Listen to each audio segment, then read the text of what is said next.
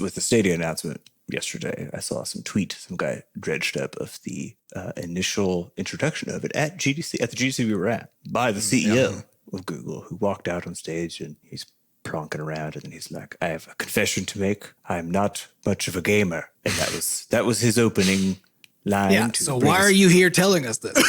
Butterscotch. Hey everybody, welcome to episode 383 of Coffee with Butterscotch, the game dev comedy podcast of Butterscotch Shenanigans. I'm Seth and I'm the games programmer. I'm Adam and I'm the tools programmer. I'm Sam and I'm not a programmer. Yeah. Yeah. This is a show where we talk about life, business, and working in the games industry. Today is September 30th, 2020. Before we get started, we have a warning. There's going to be profanity in this show, so buckle up. It's going to be great. Oh, yeah. We'd also like to thank our supporters over at moneygrab.bscotch.net, whose donations help keep the podcast going. We've got a donation and message from T4, who says, hey guys, this is my favorite podcast because it covers so many of my interests. Games programming, which is how I started programming, art for the games I program, and now web development, which I have transitioned my career to at the bank I used to be a manager at. Thank you.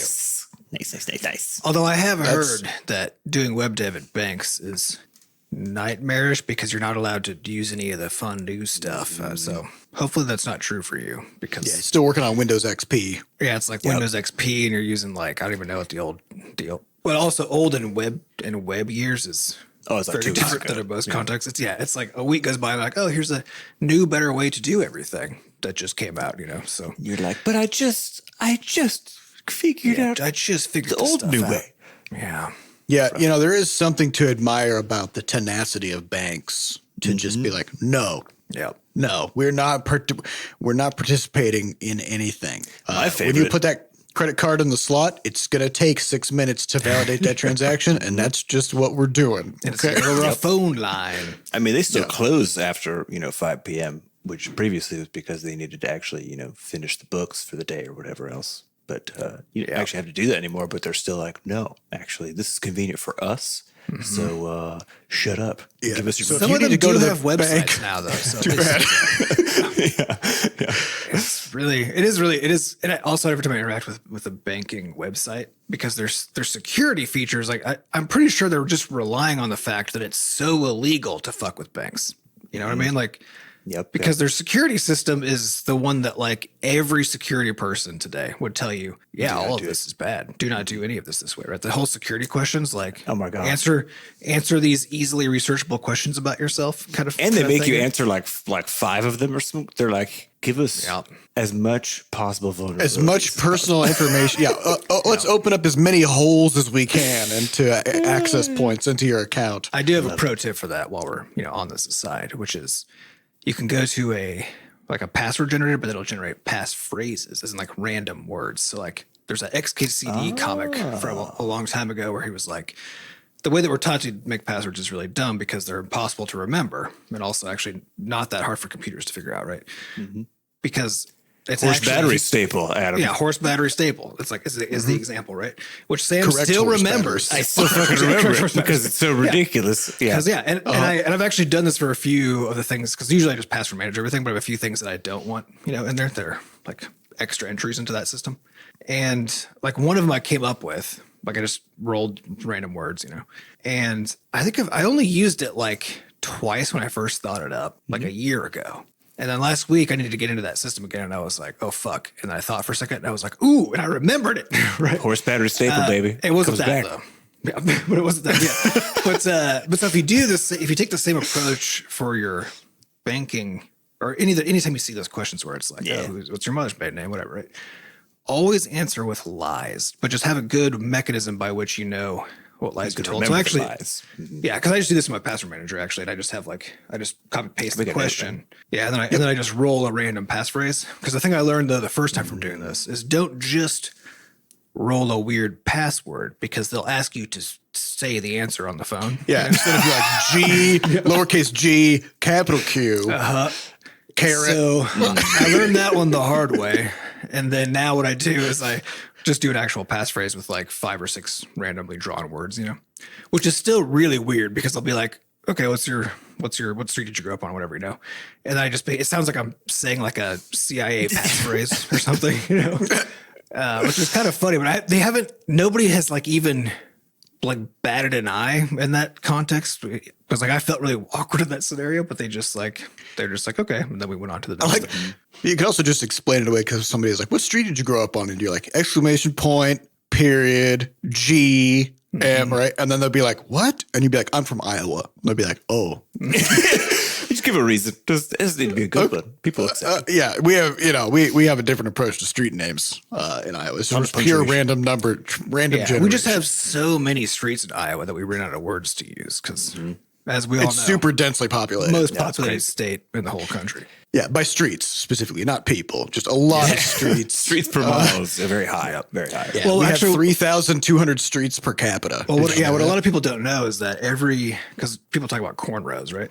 But the thing that's actually in between the rows of corn, because the corn row is the part with the corn on it, right? Yeah, you need a street name in between for each. is the street. Otherwise, how do you address it? How are you going to find it? How you think those combines are getting out there with GPS without a fucking street? Absolutely not. Absolutely. Yeah, it is pretty annoying, and that's why somebody still has to be in the combine, even though it's pretty much self-driving at this point, because they have to use Google Maps and put in the street name for the next row of corn that they want to go to, and they have to do that, every few minutes. Like as soon as they get to the end of a row, they're like, "All right, take me to street dot comma MJ12." Well, it's also why you see, the fence posts that actually contain the corn is actually basically these sort of miniature, street signs. Or as you're driving, then you could see when you're in the combine, you could see which street you're on. And sort of like a incrementing system, almost like a mile marker sort of a system.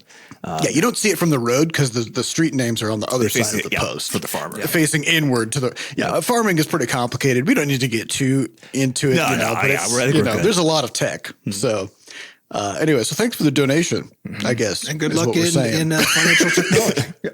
Make the world a better place, please. Yeah.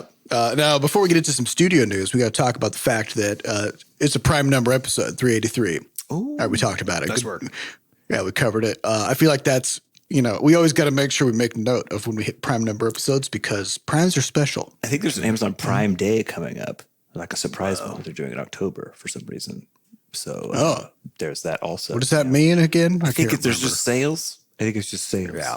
Oh, okay. So I guess that's a thing too. Yeah, I think it's basically needs a new ship. I think it's basically the same as the normal, just like using Amazon experience, but just actually, didn't Bezos's rocket explode the other day? So probably that's why. Probably his rocket exploded on the launch pad, and hopefully, shit. with no people in it. Was it a? It was uncrewed, yeah. Perfect. It was funny though because they have an emergency, abort system. It's basically like another rocket on top of the rocket that rips the crew pod off of the currently exploding rocket and throws it as far. It's like an ejector seat, but for like an entire capsule. So this is a pretty common thing for rockets to have from like way back in the day when rockets were kind of exploding on the launch pad most of the time, And so they were like, well, the good news is the launch abort system worked perfectly. So I mean, that's fair. You don't really get to test that, under most. Well, it's very expensive to test it. Yeah. And honestly, that even though the whole rocket exploded, if I was a crew member who was going to be going into that rocket, I would now be at least a little bit more relaxed knowing that even if the entire rocket explodes, I will be wrenched away at 20 G's to safety, and hopefully I survive, that experience. Yeah, it's probably like being in a high-speed car crash with lots of airbags. You just get yeeted away really fast. So anyway, Prime Day, it's coming up, I guess. Although in a car, you don't get yeeted out of the car, though. Well, but you do get yeeted sort of just in around G-forces. Yeah, you kind of just get you take a real hard kind of jostling. It's the balloon, it's the airbag that yeets into you, I guess, because something into your face. Something must yeet when it comes to accidents for everybody to be okay. That's one of the laws of physics, right? Every yeet creates an equal and opposite counter yeet. Yeah, I think is what it says. That's right. All right, studio news. We had our first ever external playtest of Crashlands 2. So what do I mean by this? Okay, so we've been working on Crashlands 2 for almost 2 years, although I guess 7 or 8 months of that was developing new tools like cake frames and the Game Changer. And Crashlands 2 has undergone a lot of iterations in terms of the underlying tech. We also transitioned to GameMaker 2.3 during development, and we had to redo a bunch of the code. I forgot about that. Yeah. It's been a bit of a turbulent technical sort of underpinning, but we've gotten to the point in the game where a lot of the early game systems are starting to look and play and feel like how we think they're going to be on launch. Yeah.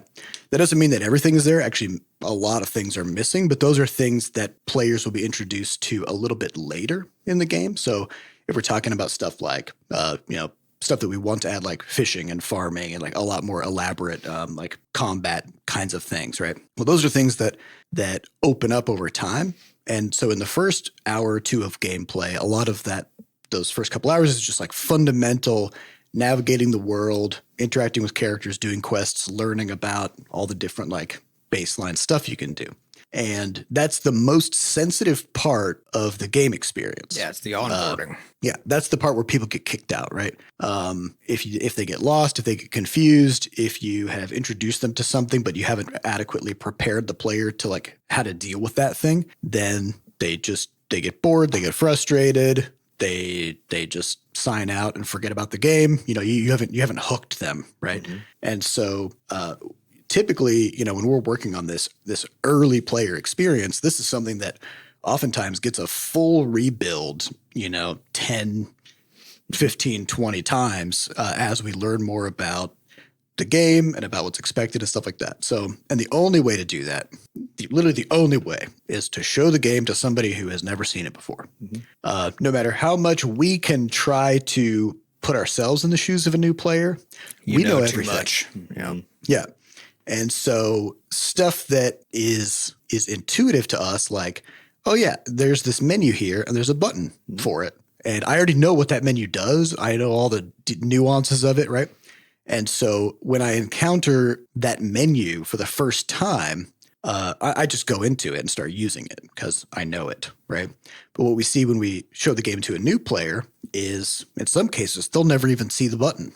Mm-hmm. Or they'll open the menu and it won't be fully, like, immediately obvious what that menu is for, and then they'll close it. And then it's as if it never happened. They'll just completely forget about the existence of both the button and the menu forever, right? Yeah, so the tricky bit then is basically what you want to do in the onboarding is you want to somehow sort of invisibly hold the player's hand, because people also don't like, a lot of people played, mobile free-to-play experiences where they freeze the whole game and like won't let you do anything. They put like a big cursor, like click this button, which actually that I think is also not good because it's so hand-holdy that the player is not. You don't know why. It's kind of like if you go and sit at a lecture and somebody just tells you for an hour, like, here's how this works, right? Memorize these facts. Yeah. Yep. And you haven't actually done it. You haven't done any of the things or interacted with the things that the professor's telling you. And it doesn't really stick until then you go do a bunch of homework about it like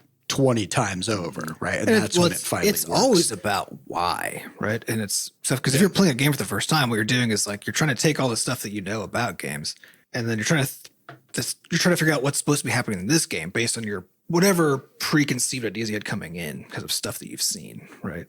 And now you're trying to like bootstrap as you touch the world. You're trying to bootstrap an understanding of how it works, which is all about the whys. It's like, okay, why am I doing this? Like, why did that do that? Why is this button here? What is it? It's all about these why questions. And if you don't have anything to hold on to because you're not being handheld in some way, then it's effectively random context-free information, right? And like you don't know what's important. And it is, as much as it is funny to see the far extreme side of that being like freeze the screen, darken the whole thing, point and arrow at the thing, only let you click that, right? And as much as that is like still not great, it is funny how much more helpful that is than, because like I would say that's your like, well, if you're not going to invest like the serious time into figuring out how to do a nice pleasant onboarding experience that really hits everything, that's, I think, your second best option. Oh, because 100%. like, Yeah, you're right. Well, I think it's because what you're trying to balance is you're actually trying to balance early engagement with knowledge about, with like learning how the game works. Yeah, because the reality just learning isn't very interesting and without context. Yeah, and so I think this is the thing where we did this in the original game as well. You start off on in the original game, you start off on the spaceship, and so we use that as the tutorial area, teach you how to basically heal yourself, teach you how to avoid damage, that sort of thing. And so we try to basically wrap it in like a narrative context and make it all feel like you're actually playing the game just from the get-go. It's an important piece of the puzzle for us. But so yeah, it really is becomes a really interesting challenge. But how do you make it so the player is able to actively engage under what feels like their own sense of agency about the game, while also making sure that like the bumper rails are up such that they can. You want them to not really have agency, because if they do things in a strange order, and just to kind of give a little bit more context about like the specific problem that we came across is that in Crashlands 2, Flux has her handy dandy space wrench, which is a super important item. In the original game, the space wrench was more like a weapon that was it was kind of a throwaway item almost, because like it's just like a monkey wrench. But in Crashlands 2, we wanted the space wrench to be a bit more of like an iconic kind of staple of how Flux interacts with the world. The Half-Life crowbar, that kind of a vibe. And so we decided to kind of tie the wrench into build mode. So when you equip your wrench, that's how you go into build mode, and your wrench is the thing that is sort of like blasting, structures into place or hoovering them up off the ground and that kind of thing. But since the wrench is now an item, as opposed to in the original game, build mode was just a button on the interface that you could always go into no matter what, right? And in the original game, something that we kind of forgotten about, I'm pretty sure this is the case, is that the build mode button isn't there until you do the quest where you craft some floors. Yeah. Because entering build mode with nothing to place in build mode is just a confusing, like, what the hell is this menu, right? Kind of experience. And that's one of those things where what we found is if people go into a menu and they can't figure out what it's for, then they will sometimes develop a mental block where they'll be hesitant to go back into that menu later on, because in their mind, their brain has kind of walled it off as like, that's like a weird, confusing, useless, uncomfortable. Well, I think it's place. I think it's they also feel, because most of the investigations that you're doing are actually subconscious, processing, right? And I think it's that your brain has decided it's already investigated that, right? I think more so than it's like, it's just like there's nothing there because you already like tried to use it to solve a problem or to like figure out what it was. Didn't get any answers. And so now it's been like, okay, I've already investigated this. And you don't actually consciously realize that you investigated it, but didn't come up with any answers of like what it is, so that you would reinvestigate it later. Yeah. Well, so I'll give a kind of like a high level overview, like the whole playtest situation though, that we've kind of gone through this week. I think it'd be helpful kind of contextually. So like we're basically a year out from the moment back in 2021 where my wife had played the game and I had taken like 4 pages of notes, sent those over to Seth, and then we realized like, oh shit, in order to implement all these notes, most of them just tweaks, it would take Seth another like 6 weeks of work because we didn't have the game changer at the time, right? That was actually the prompting point the end of last September to begin work on the game changer, because of this realization like, oh wow, this game is very big, very complex. There's not going to be a way we can iterate this thing toward completion without better tooling. And for any new listeners, the game changer is our sort of in-game system by which we can manage all of the game's data so that it's easy to add things, edit things, all of that stuff. And so, and at that time when my wife had played, she played for I believe about like maybe an hour and a half or two in the first kind of session. And then I'd asked her like, oh, do you want to play again? And she's like, like, I mean, it looks really pretty and stuff, but yeah, I'm good. And then only later in the day, she was like, okay, maybe I do kind of want to go back in there. Now fast forward to then this past Sunday, and we'd gotten the game to a point as of last Friday where I was like, okay, cool. Like we have all the stuff, kind of our onboarding shape is there. I'm just going to throw her at it and see what happens. And she's now on hour 10 of playing it, got very into it, sort of screaming with glee the whole time. So again, came away with a bunch of notes And I've been being pestered sort of throughout the entire week to leave my work computer so that she can also keep playing her save and that sort of thing, right? So it's been this really interesting switch from a year ago in terms of like, okay, cool. So like all that stuff that we did to make it so we could do the things we thought we needed to do seemed to be paying dividends. And for me, that came across that as like a very glowing report of like, cool, yeah, the game's got the legs. I think the onboarding's working, yada, yada. Because it's been a year for her. So I was like, whatever.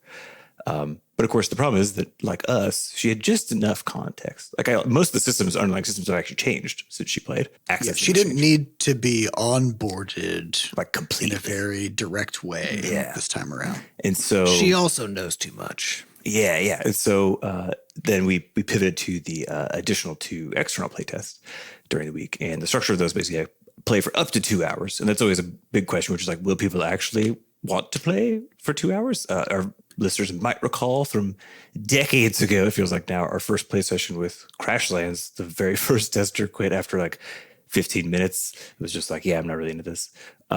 They're like, yeah, this sucks. Yeah. So we were like, fair. That's good to know. Yeah, good to it's know. a good note. Page of notes.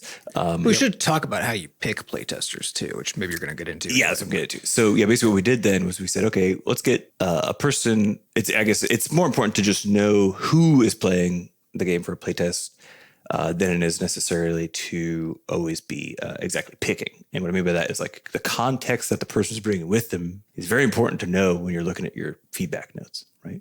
Because if, for example, let's say you get someone who like only plays Candy Crush, but you got like a murder simulator, you're going to have a very different pile of notes from that than you would from someone who's also played Murder Simulator. Or in our case, if you get somebody who's just like absolutely played the shit out of OG Crashlands, right? Mm-hmm.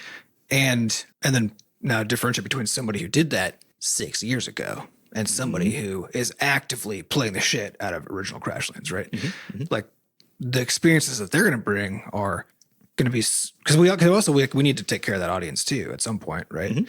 Mm-hmm. But so to Sam's point, it's this kind of delicate thing where it's not exactly like, because in some ways it can be anybody as long as you understand their relationship.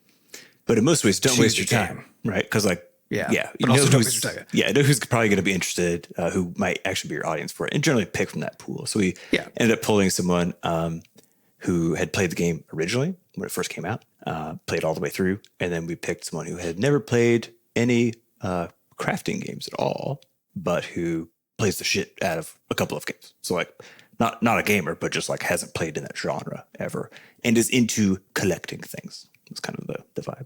So putting both these people then through the paces on the thing, and it's to I think Seth's point and Adam's point both earlier. It's amazing when you know everything about how the game works, watching someone who knows nothing about how the game works and seeing the things that are invisible. And I mean invisible. Like you think you're flashing buttons. We've talked about this a lot in the past, but you think you're flashing buttons enough or like pointing out things enough. Buttons are always fucking invisible. Oh man, it's like, it's a trip trying to get, you sort of find yourself on the other end of the video, just sort of praying that the person like just click on that, just please. Yeah. Cause you also have to try to not interfere, right? It's like, it's like the wilderness documentaries where they're like, I know this horrible thing is unfolding in front of me, but I just have to let it happen because it's nature, Yep.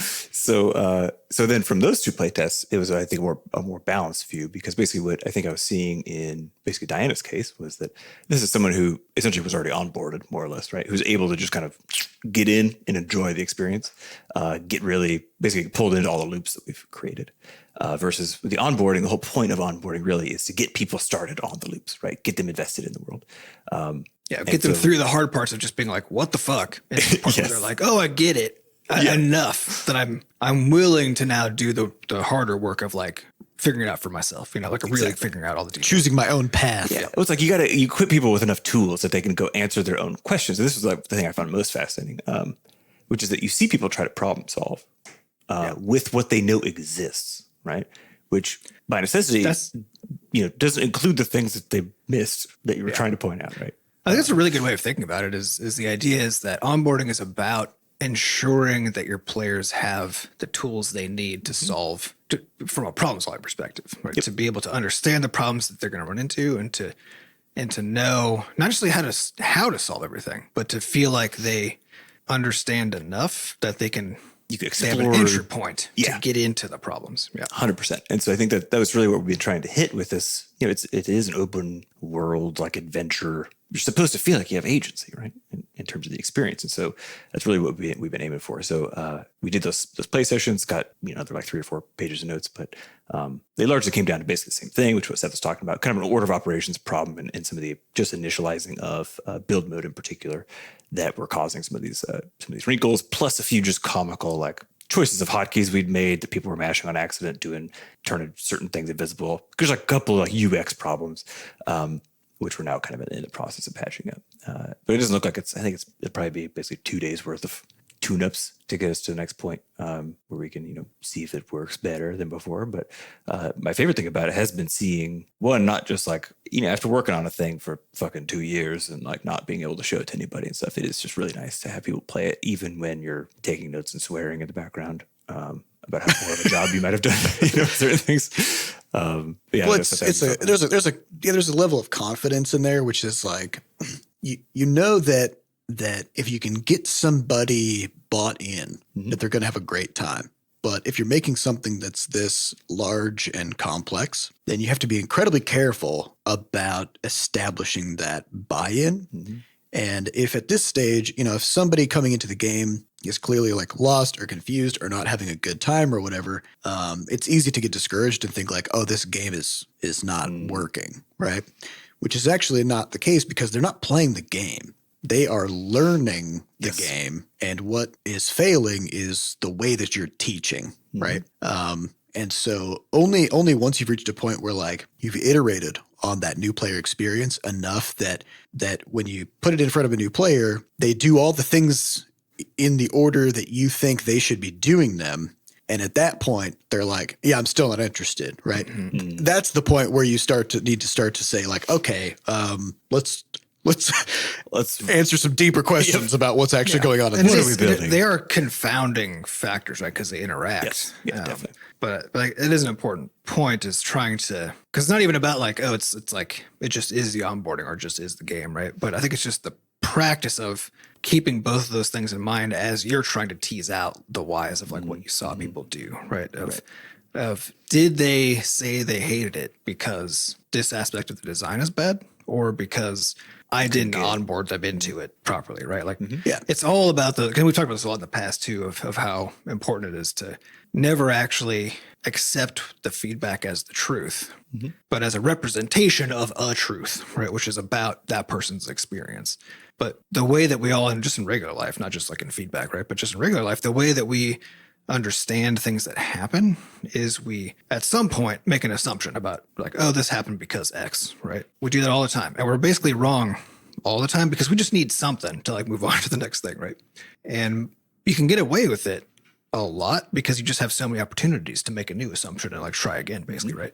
So but in the context of like getting feedback, that same thing that normally most of the time isn't a big deal if something's a little off in terms of like the whys, right? But here, you can really go down a wrong path if you misinterpret the why of some piece of feedback and end up in a really bad spot. Well, and I think it's also really fascinating to watch how one decision you made will start to interfere and kind of compound into a series of cascading problems. So one of my favorite example from the playtest is we have two action bars, 2 hot bars. So if you played the original Crashlands, you may recall that we have this, I think it's 5 slots now or 4 slots. It's a hot bar. You can put your gadgets in there, stuff like that. In Crashlands 2, we have 2 hot bars that you can swap between. One of them is for different kinds of tools, and the other is for more sort of combat-oriented gadgets. Well, for the longest time in the early game, you don't have any gadgets or combat. So you have this second hot bar that's empty for a while, right? While you're kind of first getting your tools. So by pressing E on the keyboard, you can toggle between the 2 hotbar modes. But if you're a brand new player, you don't necessarily know that that is what has happened, because sometimes people will push a button and not even notice that they've pushed a button, right? Or they haven't they didn't take note of the fact that like their hotbar had something in it and now suddenly it doesn't, or maybe they did notice that but they don't know why, right? So it was it was a common occurrence for our testers to accidentally flip over to the wrong hotbar and then not make the connection that they could just push E again to flip back to the other hotbar, right? And again, the button is right there in terms of like it's the button's right next to your movement buttons. Yeah. Mm-hmm. So it's easy to accidentally hit the button, but also we had some additional layers of decisions that exacerbated this problem. When you first start playing a game, one of the earlier things that happens is you enter into some quest dialogue. Mm-hmm. And we had E as the button that you hit to advance the quest text. And people spam it, of course, because you're just... Yeah, so people, as they're reading through the quest, like, E, right? So people kind of really get into this habit, like, oh, E is an important button that I need to be hitting a lot, because it's actually the button that you press the most in, like, the first few minutes of the game.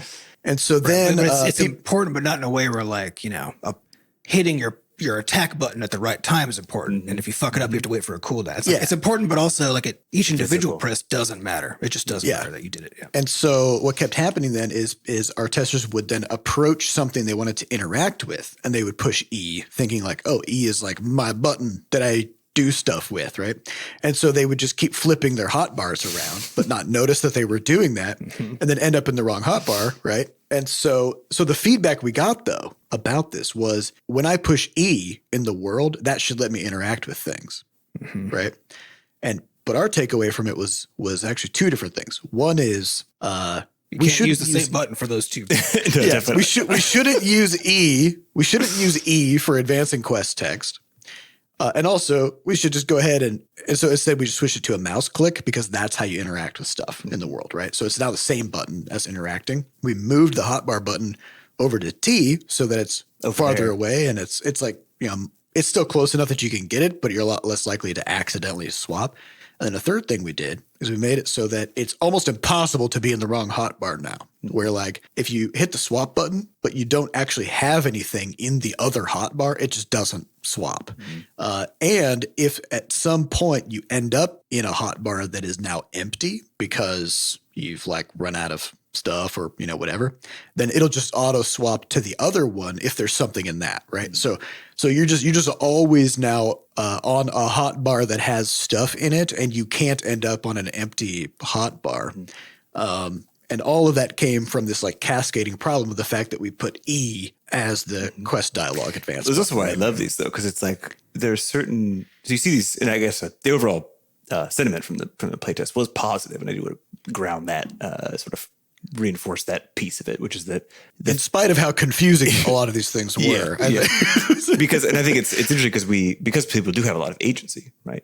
Still in the beginning, which means that even in places where we've maybe failed on some of these UX things or on some of the onboarding, if people are enjoying themselves in the world, which is the benefit, the cost of like, you got to make a whole fucking world, but at the same time, the benefit of having a world with a lot of elaborate systems is that people can essentially divert their attention. So this is what we'd see a lot, which is fascinating. Don't just get stuck. Yeah, they'd be like, oh, I can't figure that out, and then they would just be like, well, I'm just gonna go collect some stuff. No point, right? But just like I'm enjoying being here and like moving through this space, and I do know how to interact enough with the space to do some stuff. So I'm gonna go do that stuff for a bit while I kind of like marinate on whatever I guess I was trying to do before, or maybe I'll just find something else. Kind of looking for like a magic something.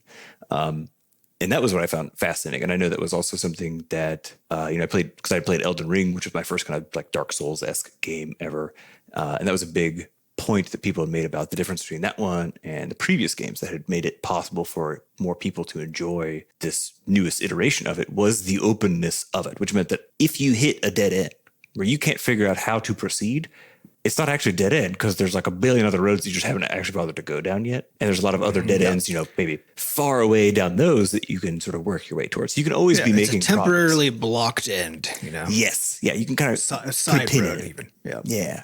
And so this is also how we learn. Just that when you're learning like in the most effective way possible, it's also through the same process of you bump against something you're trying to figure out. And then hopefully whatever that thing is gives you feedback as you poke it, right? So you can like poke it in a different way and see what it does, and you can kind of try to figure it out, right?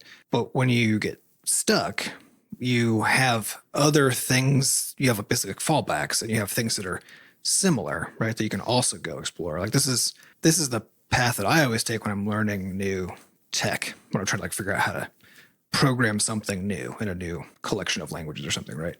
Is go read about it a bit, try to figure out, get a handle on it, right? Mm-hmm. And I attack it, and then I just like flail and get error logs and try to understand. Like you just go through this process, and inevitably at some point, I'm like, I just can't fucking figure this out. And then I go looking around for something else that's like similar, and then eventually someday I end up back at that thing, right? Yep. With a new context, I've learned so much new stuff. I have different mental models, ways of thinking about things. And then now the thing that was impossible the first time, I'm just like, oh yeah, I see how this works, right?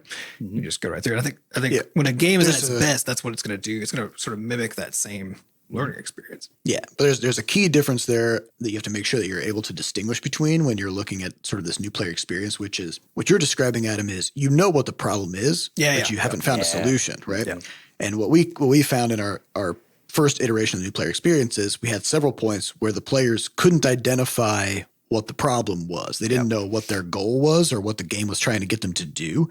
And their only option was to just kind of wander. Right. And so that's one of those, like, you're just kind of filling time at that point, as opposed to like, oh, well, I know what problem A is, but I don't have a solution. So I'm going to fall back on problem B. And instead, this was like, I don't have problems other than I don't know what my problem is. That's my problem.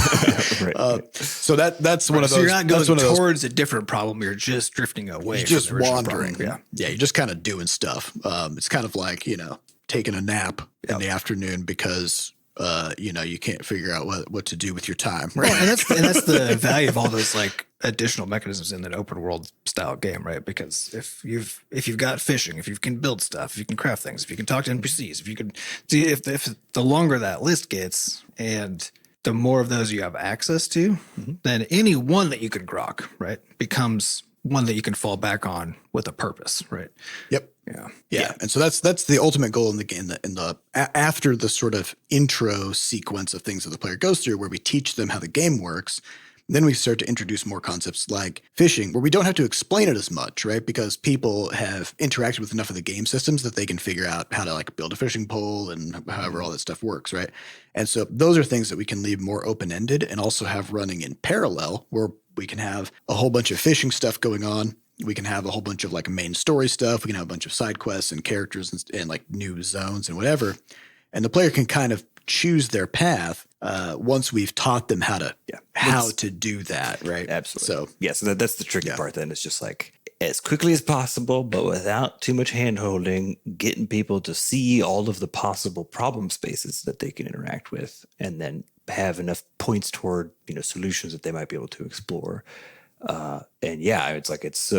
It's just always so fragile. You miss one beat. You put E on the wrong hotkey, and boom, everyone's lost about where their fucking tools are. Like, oh, shit. Yeah. Well, this is why you just do this like 20 times, right? Just have people play it fresh, play for a couple hours, watch what they do, take notes of literally anything where you think like, oh wow, they like took a while to get to this menu that I thought that they would have gotten to earlier, and just try to reverse engineer what you did, because it's not about them. It's really easy to blame the player, right? But but no, this whole situation is contrived. Like, you as the designer failed in some way to get that player into that space, right? And so you just have to keep owning that and just keep iterating on it. I think this also emphasizes a really important point, that it's really easy to kind of discount the impact of choices that don't seem as important, like input schemas, right? Like, they don't seem as important as what the inputs do, and then like the game and all this stuff, right? But there have been a number of games where my experience using the controls was so bad, and my ability to then like mitigate that in some way was so weak that I just stopped playing. There was a game that my wife and I were playing. I can't remember what it was. It was a kind of some kind of an top-down RPG pixel style thing. Very fun. Had tons of good reviews and stuff. And I think it was meant to be played with a controller, so I think they did all of their like testing and design around that. And I was just playing with a keyboard and mouse.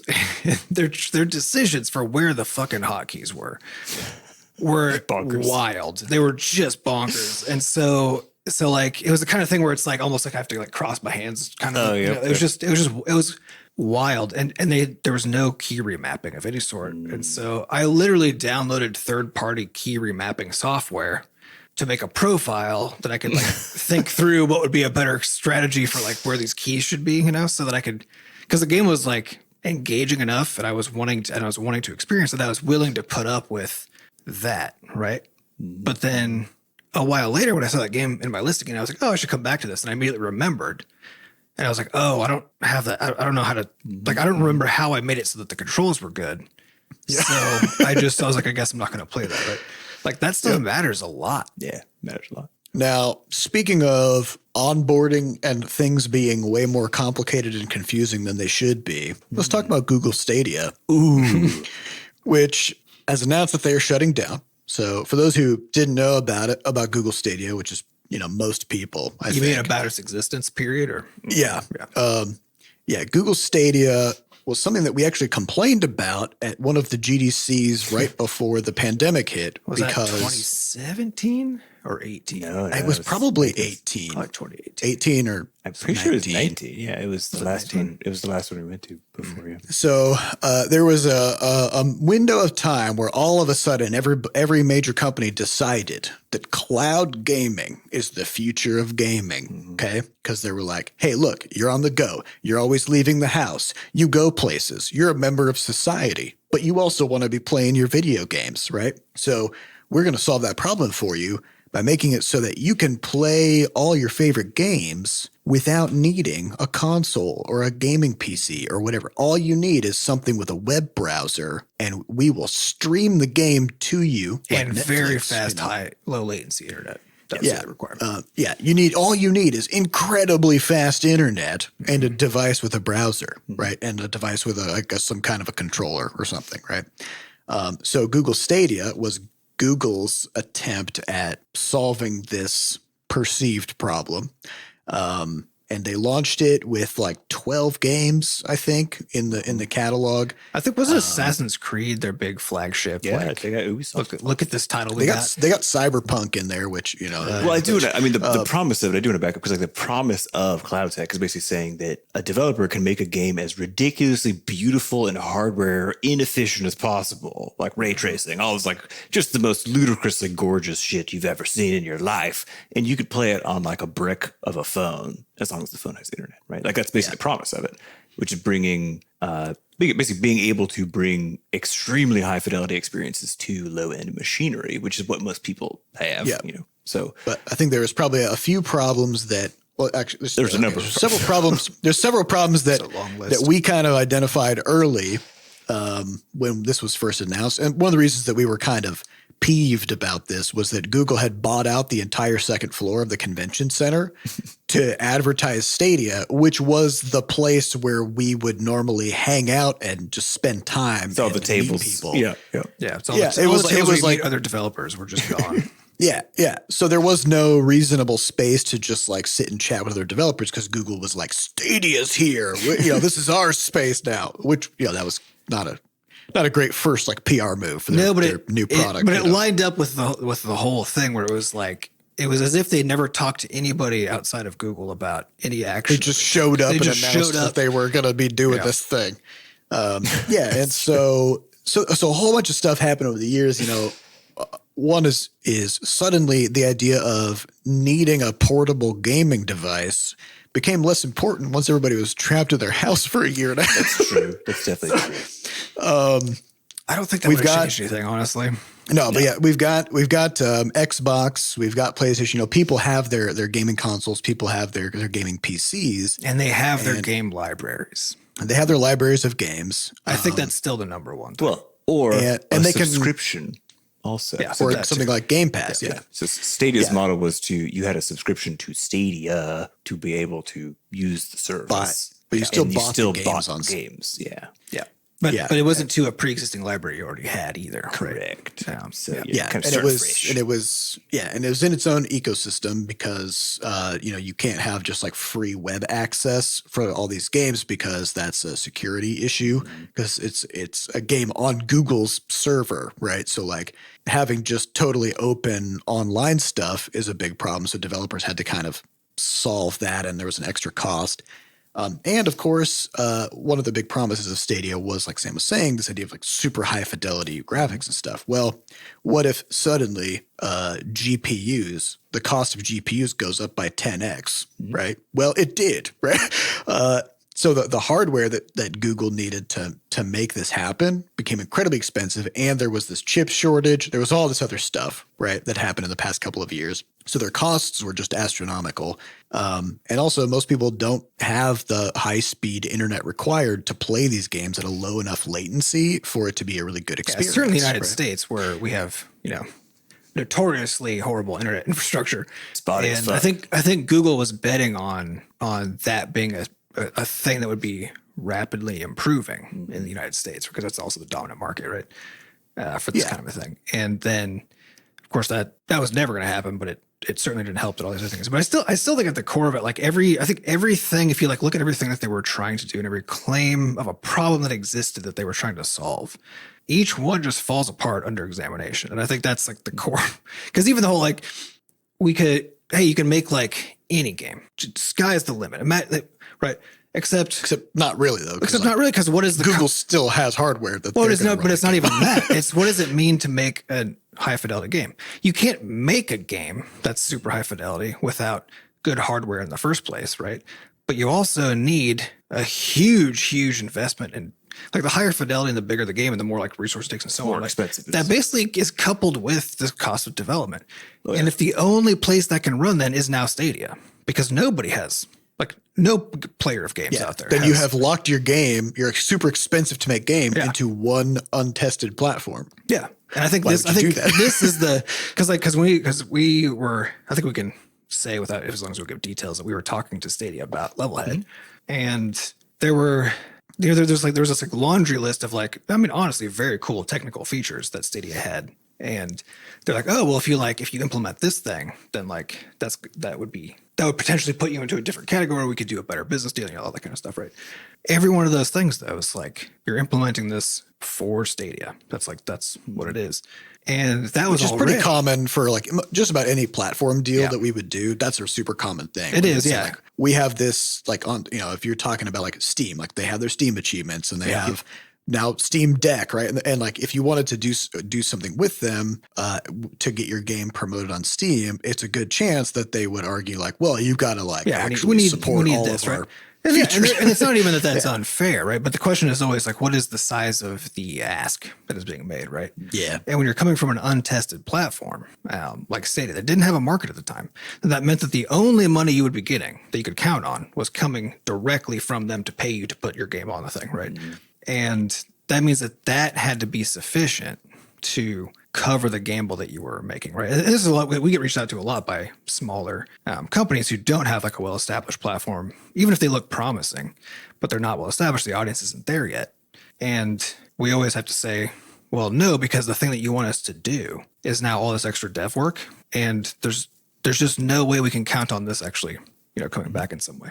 But if the big claim is not even just like, oh, we got these cool features that like can only work in this context, right? Which is already a high cost, but is like, literally, we want you to make games you wouldn't make anywhere else, right?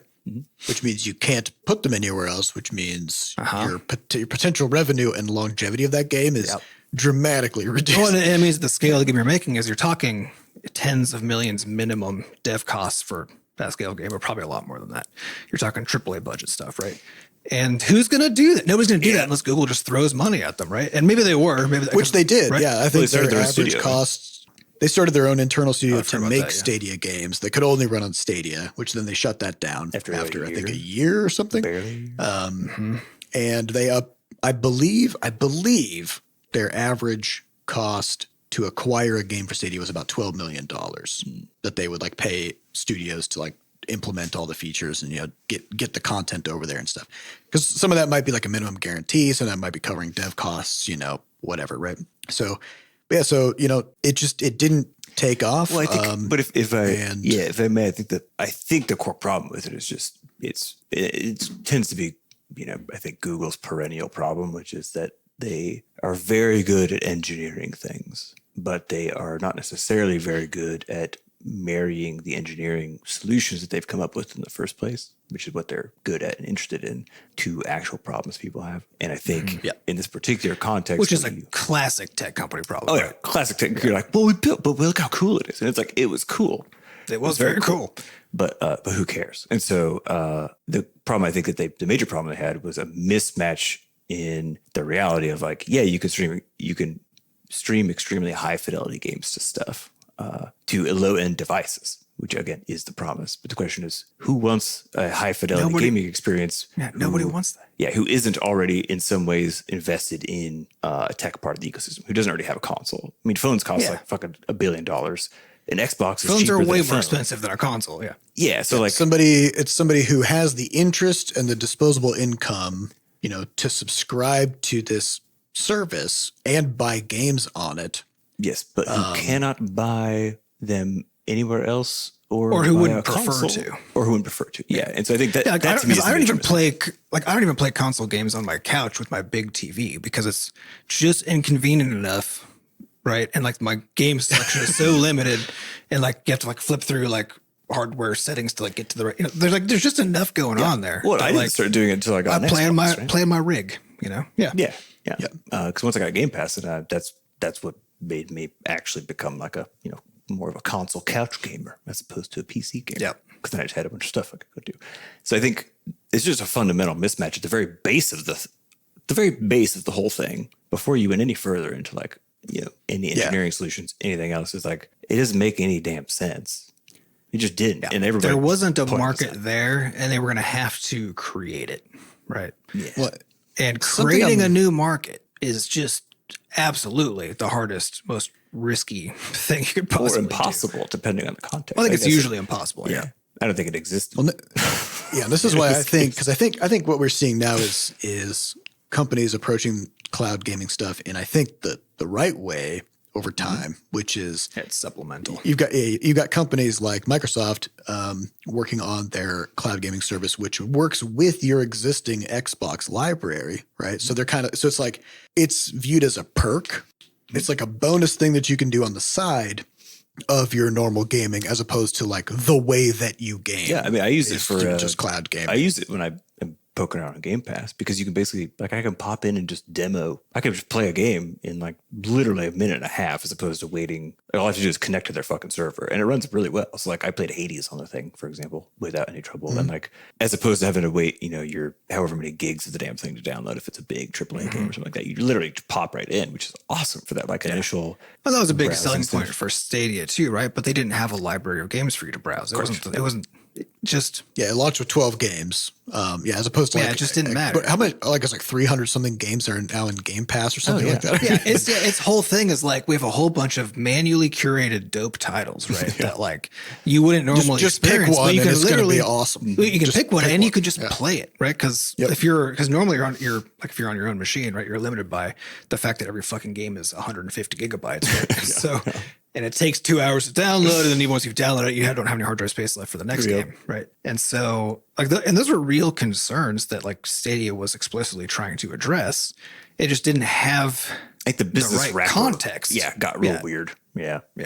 So this is. I wonder if there's a word for this, because I feel like what we're seeing with Stadia is just the exact same scenario that we see with crypto and NFTs and the metaverse. It's basically either a tech company or a group of like engineers, basically, who have devised an incredibly complicated solution to a simple problem, as opposed to I think it's just decoupled from any problems. They've actually just devised a really cool technology, right? They've perceived something that could be a problem. Crypto as a technology is fucking cool, right? Like it's like cool what it can do, right?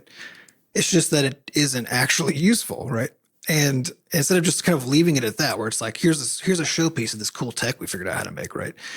And everybody wants to turn everything into a company, and it's still like there's still a lot of this like it's like build in public and like these big like open source kind of entrepreneurial movements that are funded by various institutions and such, right? And every time I get stuff out of these things, like every fucking thing I see is just like here's a cool idea for a technology I had. And then I'm looking at it, I'm like, first, like, I don't know why I need this, but more importantly, how the fuck are you going to make money off of this, right? Because the assumption is just if you have cool technology, then you can turn it into a successful business, right? It's completely divorced from even like what the technology is for. The technology is it's a tool. It's a tool to solve a problem, and you make money as a business by solving problems for people. I think if you talk to any game developer with a failed game, we're very well acquainted with the sense of I built something really cool, and it should be worth something. Nobody wants it. Like it's the same deal, you know. It's like it's a cool piece of tech, but that might be the end of the line for it. Yeah, you need a market. And so when I think about stuff like the metaverse, right? It's like, why did people join Facebook to begin with? It's because there wasn't really much else like it other than MySpace, which was a weird, chaotic, like everybody customized their own HTML. Like it was just it was weird. It was kind of the Wild West. Yeah. So it was like a cleaner, more kind of like intuitive and sort of in some ways at the beginning felt more kind of secure and trustworthy than something like MySpace, which felt a little bit loose, you know? Yeah, I feel like you were going to get a virus at any moment. And on top of that, you know, the social aspect of it was exclusive to individual colleges. Like you needed a college email address to sign up for an account, and they rolled it out college by college, basically targeting like young people who are tech savvy, right? And so it was a place where, you know, you would exist and collaborate and communicate with your cohorts, with like your people, your buddies, your friends, people you knew. And then it opened up to the whole world, right? And out suddenly your extended family members who you haven't spoken to in a long time, and your newsfeed fills up with their political opinions and baby pictures, right? And also over time, all of these issues about how Facebook is, you know, has allowed dramatic upheaval in terms of fomenting extremism, social movements. Just all this kind of stuff, and allowing like elections to be interfered with, and just all kinds of just real bad shit. And they, as far as I think anybody's concerned, they just don't have any public goodwill at all. No, like it's not like sentiment is low. It's like sentiment is hostile, right? Yeah. And so now you're going to take a company with that reputation, and then you're going to say, "Hey, we want to make a VR universe where you can do anything. You can buy property and do whatever." It's like, okay, but what you're describing is just, you know, the internet. Like you can already just do anything on your computer already. And of course, it's just a transparent cash grab for them to say, yeah, but we want you to do that in a way that we can take money from the middle. We want to be the middleman in everything that you do on the internet. I think in the end, for so many of these technologies, like the actual like taking all the bells and whistles away sales pitch is like, hey, new capitalism, but even worse, actually, right? That's like what, right? Because like the metaverse is like you can now become basically, in essence, a feudal lord in the virtual reality, and like whoever's the richest also gets to have the most stuff. But now it's completely unlimited because it's virtual, right? And it's like, and it's unregulated because it's an imaginary space that we own, right? Yeah. So we decide what the rules are. Yeah, and they can't see that they're just taking like the worst things that exist right now, and they're just like, what if we use really cool technology though, and made it even easier to do that terrible stuff? It is cool. It is cool. Yep. This is the beef I've got with the whole like how people talk about stuff, because I'm like, people either are just like deriding the whole every bit, whether it's crypto, whether it's metaverse stuff, whatever, VR, or they're like completely putting their heads in the sand and ignoring sort of a lot of the frankly kind of obvious market trends or facts about it. Somehow these things oftentimes are just missing the mark in terms of actually doing anything that a person would want, right? And it's like you can just have both of those next to each other and be like, these are really cool pieces of tech that in many ways have no point and are extremely wasteful in terms of resources, attention, whatever else currently. And again, this is the whole thing. Who knows where this And honestly, it would be great if things could just be cool because, they didn't have to generate infinite money, right? That's actually the world that I want to live in, is the one where I can just be like, oh, I just thought this cool like programming thing I can do to make this thing that only I would even give a shit about, right? Or only like these 10 people in the world or whatever, right? And I can just go do that. And I don't need to now go convince 1 million people that they should throw their personal data into it and their invest their time and money into it, right? Because I can just make a cool thing. Yeah. Yeah. So it's I think it's that where the rubber meets the road of somebody just going, oh, it'd be kind of cool if, right? And what they're saying it would be cool if is actually some just big technical thing that like it would be basically what they're saying is it would be kind of interesting to see what it would look like to solve this problem, right? But just because it's interesting from a technical perspective, just because it's kind of cool to like think about doesn't mean that it's good or that anybody wants it or that it's even useful, you know? And I feel like we're just kind of in this weird, like kind of like turbulent time. It almost feels like another .com bubble, right? Where everybody at that time was like, "Oh, it'd be cool if we had a website." You know, that was just all that it was, right? And then everybody had a website, and turns out almost all of them didn't need to be websites. Yeah, and so what you'd have is like if a company had a website or was a website, basically, then its stock price went through the roof, right? Because having a website was viewed as being the thing that made your company valuable, except the website still has to do something that actually adds value. And almost none of them did, right? And then they all crashed except for the ones that actually, I mean, even the ones that were useful crashed. Everything crashed, right?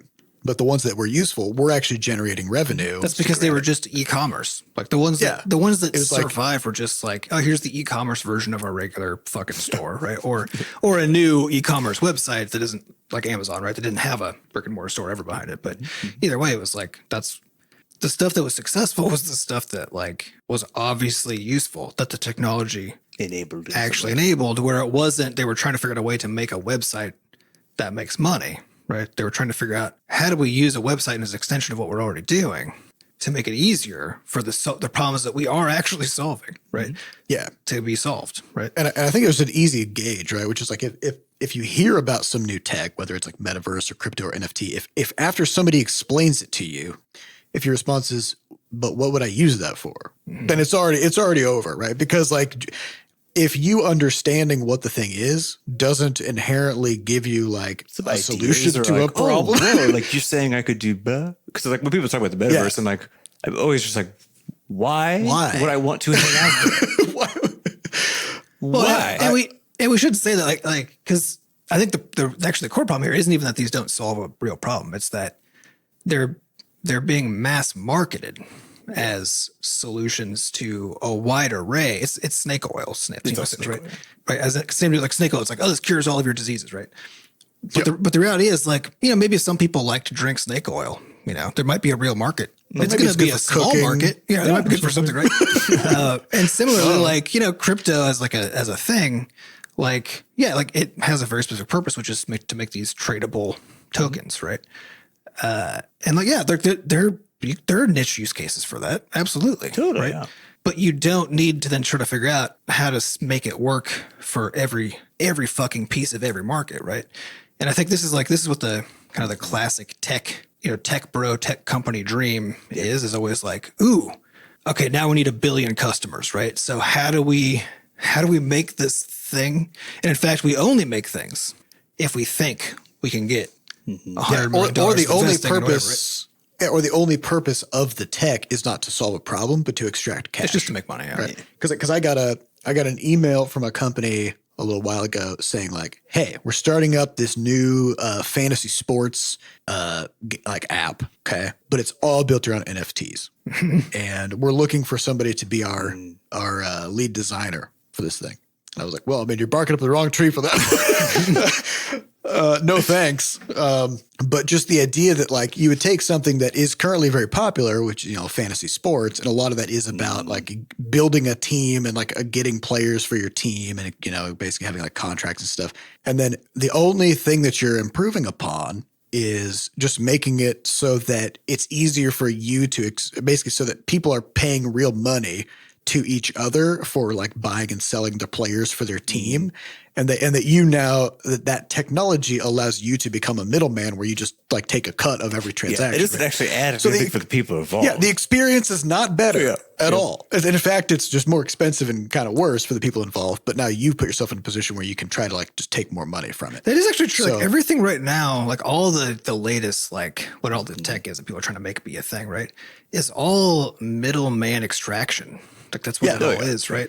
It's not innovation. We're like at peak, like, how do I connect these two things and sit in the middle and just like take as much as I can in the process? But this is true of like, this is how like TikTok works. Like where it's like, hey, I give you a way to make content so that you can become popular, right? And then we'll give you a little bit of money to encourage you to do it. And then we take, because I think they take like 50% of the money or some insane thing. Right? They get most of it. That's how it always works. And then Twitch, I constantly see like big Twitch streamers complaining about how like Twitch just takes everything, you know? Oh yeah, I saw that the top viewed TikToker from last year, which I think is that dude who just like doesn't say anything. But just that fucking hilarious guy who just like he just demonstrates how other people are stupid. It's very funny. Somebody will do some dumb craft and he'll just like solve the problem with a household object, you know? But so he was the most viewed TikToker and he got like $16 million or something. Shit. Which to me, I'm thinking like, how many views does this? He's got to have views in the billions, billions and billions and billions, right? And that all he got from that. So I will say $16 million is enough. Oh well, no, it's $16 million is a lot, but what you're looking at is not how much it is, but the relative amount. How much the question TikTok is how much is still bigger. got. Because he made the most. Yeah, right. And he made nobody made more than enough. But but the point is that TikTok extracted far more. So much more. Yeah. So he's making like fractions of a penny, per view that he generates. I think my favorite tech bro pitch to me so far about Bitcoin was about using it to manage mortgage contracts. And I was like, the whole DAO thing, what do they call it, this something autonomous organization? Yeah. And I was like, distributed autonomous organization. Nobody. Yeah, they're like it's a contract that nobody can change, And that's not good. I was like, this is not that. Yeah, this is not good. But also, like, that is how contracts work already. With my favorite one. Sign it and you send it over. It's dated. It's fine. Yeah. This is not. Everyone's got evidence of it and a contract using Ethereum is programmed, which means if you wanted to bring that to say like a court and say like, hey judge, look at my Ethereum contract. Oh, well, you better hope that the judge is a fucking computer scientist because they're not going to be able to understand what it is that you're talking about. But they can understand if you just have a piece of paper that says, hey, we agreed to this, and then you both signed it. Yeah. Like that's I think as far as that, like, works, again, that like this is a way for me to insert myself in an industry that I basically don't understand and then start making money off of the people who are doing the same thing they were doing before, but now it seems more. Which I think is a perfect summary of like, that's a perfect summary of just classic tech company thing. Yeah, it's just, it is. See somebody struggling with something and then come in with your like weird, like utopian technologist ideals, right? Where you assume that like nobody's racist, like nothing bad ever happens. And, inequality doesn't exist despite all, like you just assume that you can't impact any of that. And none of that is a thing. Right. And then you're just by technology, though. You look at a thing you don't understand and you're like, I can fix this. I will say, I also, okay, go ahead. With the Stadia announcement yesterday, I saw some guy dredged up of the initial introduction of it at the GDC we were at, by the CEO of Google, who walked out on stage and he's pronking around and then he's like, I have a confession to make. I'm not much of a gamer. And that was his opening line. Yeah, so why are you here telling us this? So again, get out of our business, quit wasting your time. Yeah. Let's do something else. Or if you're going to do it, hire people who know what they're doing and then have those people come talk. They didn't try to do. They did. Yeah, they did. They hired Phil Harris, actually good people. Yeah, and we talked to some great people over there too. Good Lord. Yeah, but it's like they hired a crew of sailors for a boat that like didn't have a bottom. That's true. Right? Yeah, that's what it felt like. They're like, take this thing across the ocean. Everybody's like, but it is like actively sinking really fast. It's like somebody just keep going. Right. It's like somebody who didn't know anything about boats built a boat, and then they hired a bunch of the best sailors, excellent sailors, and they put them on this wacky ass boat where nothing was where it was supposed to be, and and they gave him a compass, but the compass was just spinning. Just and they go were like, go where the compass is pointing you to, right? And then they just cut off the sail at like about a year in. Just cut the studio. Just cut off the sail. You know what? You guys don't need that actually anymore. We're just gonna cut that. We're just gonna take it out. Seems like the boat's a little heavy. So we're gonna take that out and let's go. Take out the engine and the sails. And, It's like, come on. Yeah. I saw probably the last thing that to say on it, since we're already deep into this episode. But I saw a take that I thought was funny. I don't think is like really accurate, but it is interesting, which was Google being notorious for just pulling the plug on things that aren't working out for them, right? To the point, there's some website that is like the Google graveyard or something. I can't remember. It's like the list of, it's like you see the logo and the name of it's wild. There's like 100 services in there, right? And so they're notorious for this. And when Stadia came out, I think everybody knew, like everybody was like, this doesn't seem like it's going to work. Everybody was like, when is this thing going to be deleted? Yeah. And so somebody was noting about this kind of interesting thing where it's like, if you become a company who's notorious for just getting rid of things, right? If they aren't working out, and then you launch a product that you're trying to like create a market with and you're trying to sell, right? And nobody has high confidence yet in it.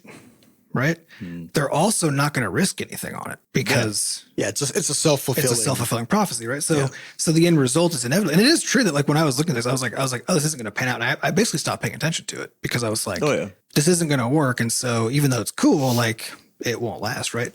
And so, well, I don't think that's like the primary culprit because I think the primary one is just the absence of a market. Right. But I would bet that did have a meaningful impact, which is now its own kind of an interesting problem of like, if you become a company who people understand if they take a gamble on something that you're doing, there's a high likelihood that you're going to lose something later, right? Because that's true of like almost every Google service that they've axed, right? It's like it comes up, people are like, oh, fucking cool. And like the people who like it on board, right? Yeah. Yep.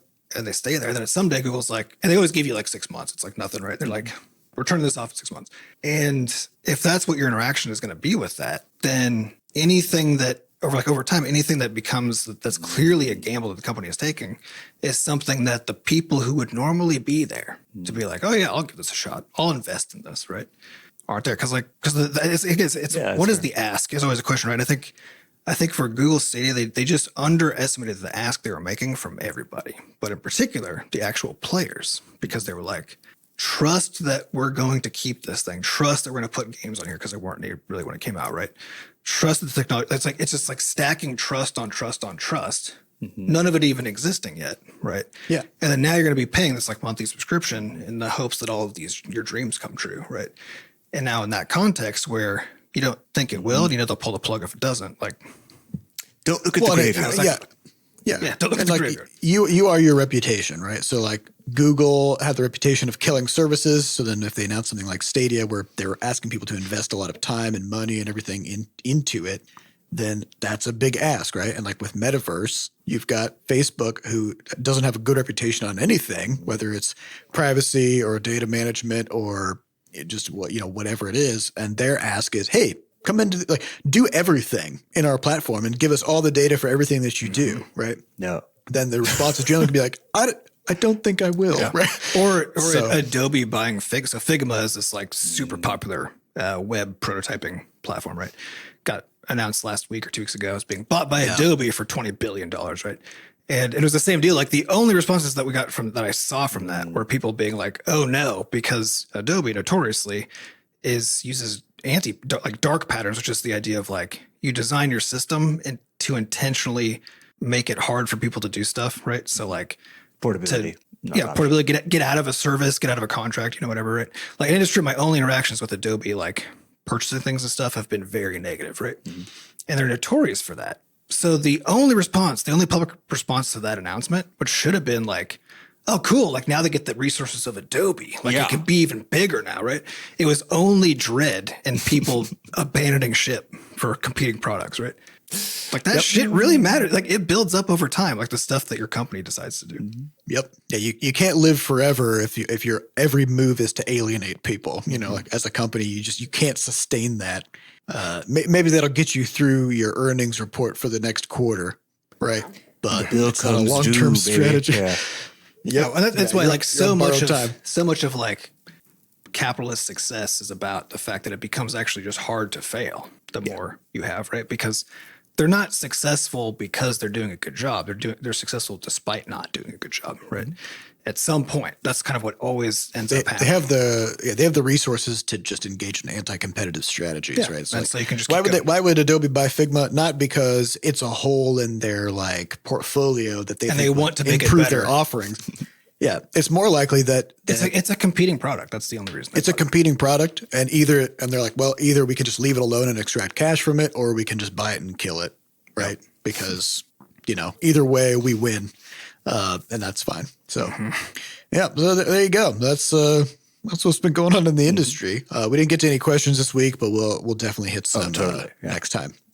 So that's all the time we have for this week. We'd like to thank our producers Fat Bard and Sampa Acosta for putting the podcast together, and thanks to our community moderators who keep our Discord running. To get more involved in the Butterscotch community, just go to podcast.bscotch.net, where we have links to the Discord, a way for you to donate, and links to the archives. Thank you all for listening, and we'll see you next week. Goodbye.